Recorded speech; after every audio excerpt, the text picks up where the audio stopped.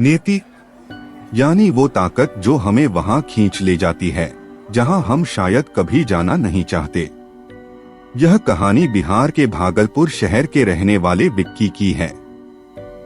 विक्की एक सीधे साधे सरकारी बैंक में क्लर्क था।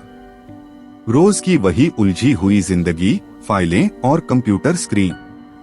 लेकिन एक शाम चाय की टपरी पर दोस्तों के साथ बैठी महफिल में अचानक एक नाम गूंजा, कामाख्या। बातें गहरी होती गईं। कामाख्या मंदिर के रहस्य, वहाँ का तंत्र मंत्र और असम की वो रहस्यमयी वादियों की कहानियां। ठंड का मौसम था। बातों बातों में प्लान बना और चारों दोस्त भागलपुर स्टेशन से ब्रह्मपुत्र मेल में सवार हो गए।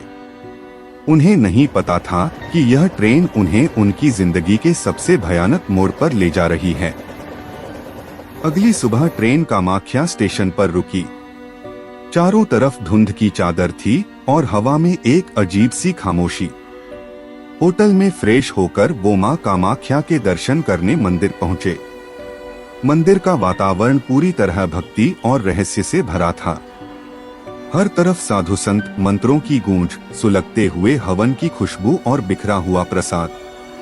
विक्की और उसके दोस्त इस अलौकिक माहौल को देखकर बेहद खुश थे। लेकिन असली कहानी तो तब शुरू हुई जब रात ढली।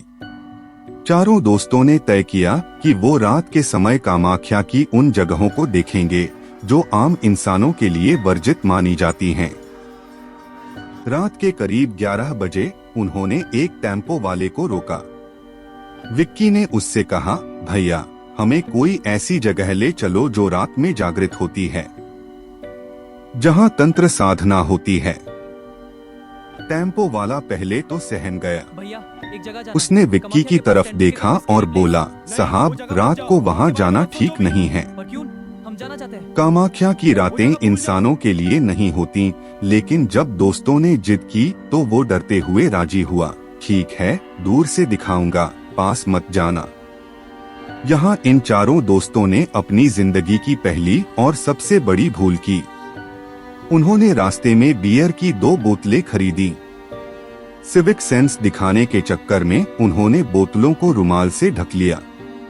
टेम्पो वाला उन्हें पहले अघोरियों की साधना वाली जगह ले गया, फिर एक दूर दराज के मंदिर में, जहाँ के बारे में कहा जाता था कि वहाँ की माता बहुत बड़ी तांत्रिक हैं। और अंत में वो उन्हें ले गया एक सुनसान श्मशान घाट पर। चारों तरफ सन्नाटा था, कहीं कहीं चिता की आग सुलग रही थी।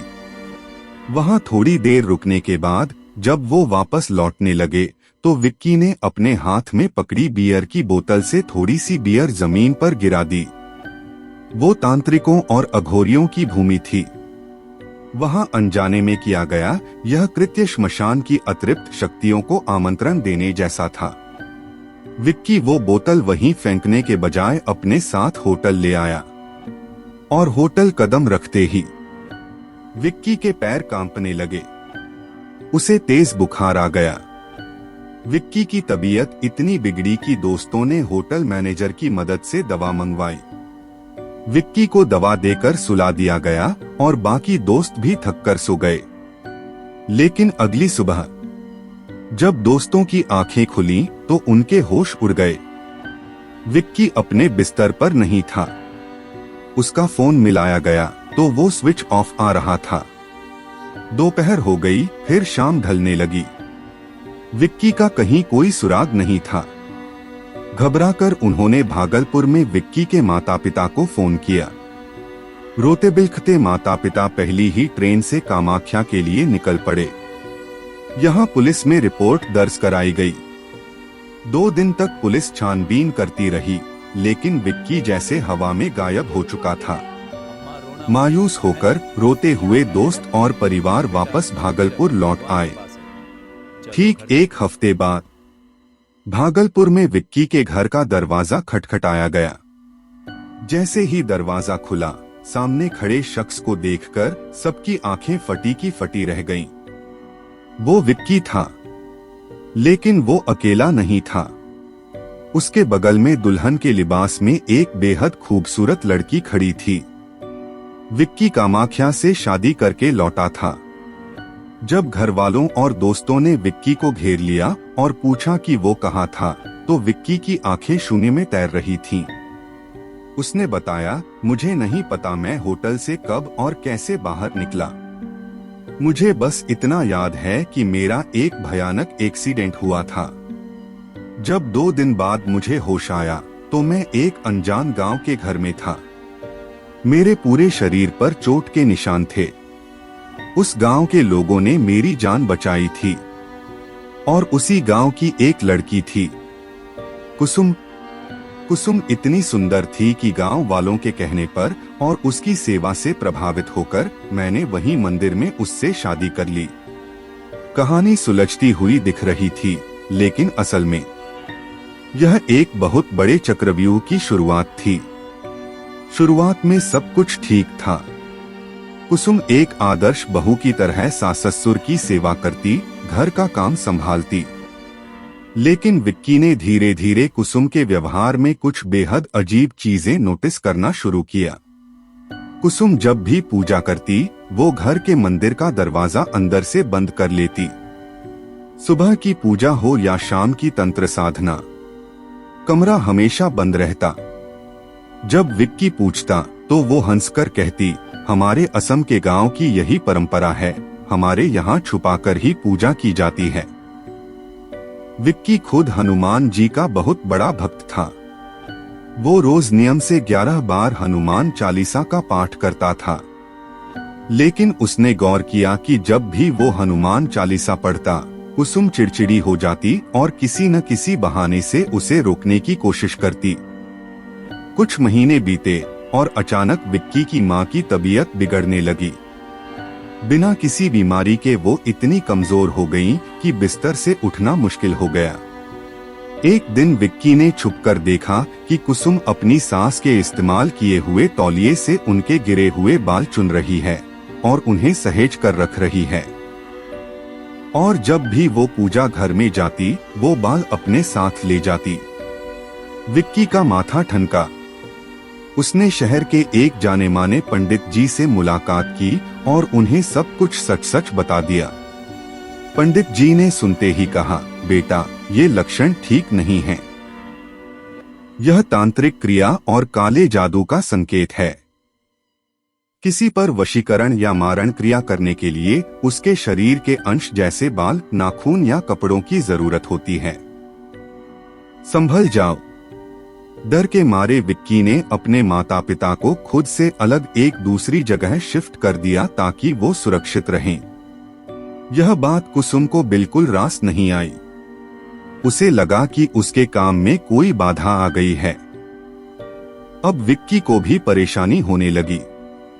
जब भी वो सुबह सोकर उठता, उसका सिर लोहे की तरह भारी रहता। उसे समझ नहीं आता कि रात को उसके साथ क्या हो रहा है।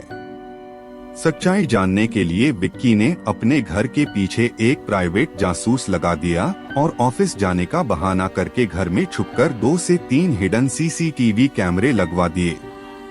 एक दिन जासूस ने विक्की को बुलाकर जो बताया, उसने विक्की के पैरों तले जमीन खिसका दी। जासूस ने कहा, साहब, आपकी पत्नी रोज रात को लाल चुनरी ओढ़कर पास के कब्रिस्तान जाती है। वहाँ वो कुछ तांत्रिक क्रियाएं करती है और वापस आ जाती है। और फिर आई वो रात, अमावस्या की रात। विक्की ने अपनी पत्नी से कहा कि वो ऑफिस के काम से 3 दिन के लिए शहर से बाहर जा रहा है।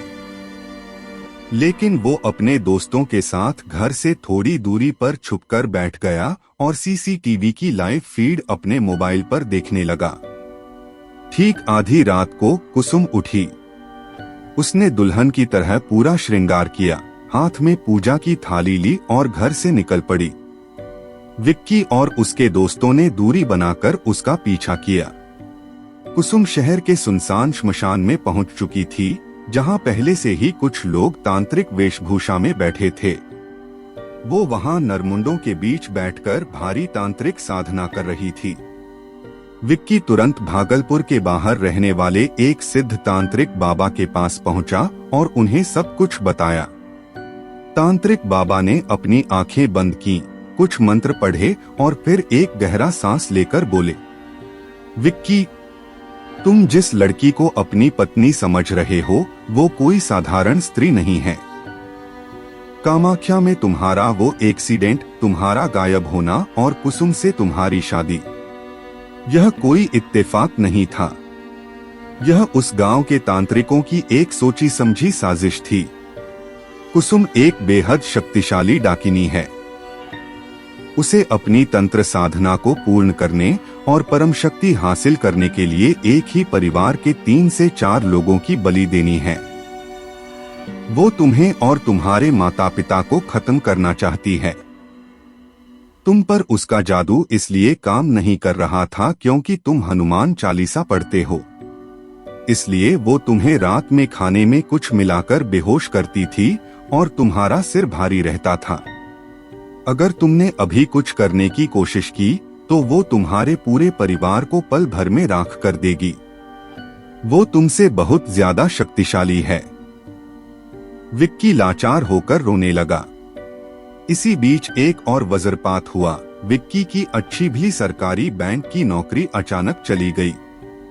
कुसुम के तंत्र ने उसका सब कुछ छीनना शुरू कर दिया था। हताश होकर विक्की जब रात को श्मशान के किनारे बैठा था तो उसे गहरी नींद आ गई। सपने में उसे एक दिव्य बाबा दिखाई दिए जिनकी आभा सोने जैसी चमक रही थी। उन्होंने विक्की से कहा, पुत्र, जहां से तुम्हारी नीति जुड़ी है वहीं वापस जाओ। तुम्हें इस बुराई को हराने के लिए खुद को शक्तिशाली बनाना होगा। तांत्रिक बाबा की सलाह और उस दिव्य स्वप्न के बाद विक्की ने एक बड़ा फैसला लिया।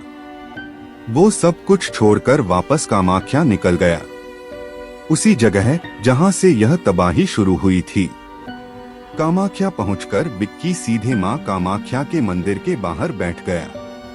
तभी एक साधु ने उसे इशारा किया और पहाड़ के पीछे बनी एक छोटी सी कुटिया की तरफ जाने को कहा। विक्की जैसे ही कुटिया के पास पहुंचा, अंदर से एक भारी आवाज गूंजी, बड़ी देर कर दी बेटा आने में, तेरे ही इंतजार में तो बैठा था। अंदर एक दिव्य अघोरी बाबा समाधि में थे। विक्की उनके पैरों में गिरकर रोने लगा और अपनी पूरी दास्तान सुना दी। अघोरी बाबा हंसे और बोले, महाकाल की मर्जी के बिना पत्ता भी नहीं हिलता। जो हुआ वो तुम्हें इस मार्ग पर लाने के लिए आवश्यक था। बाबा ने विक्की को गले में एक सिद्ध रुद्राक्ष की माला पहनाई, हाथ में गंगाजल और अक्षत देकर एक गुप्त गुरु मंत्र दिया और शुरू हुआ विक्की का एक अघोरी के रूप में रूपांतरण। महीनों बीत गए।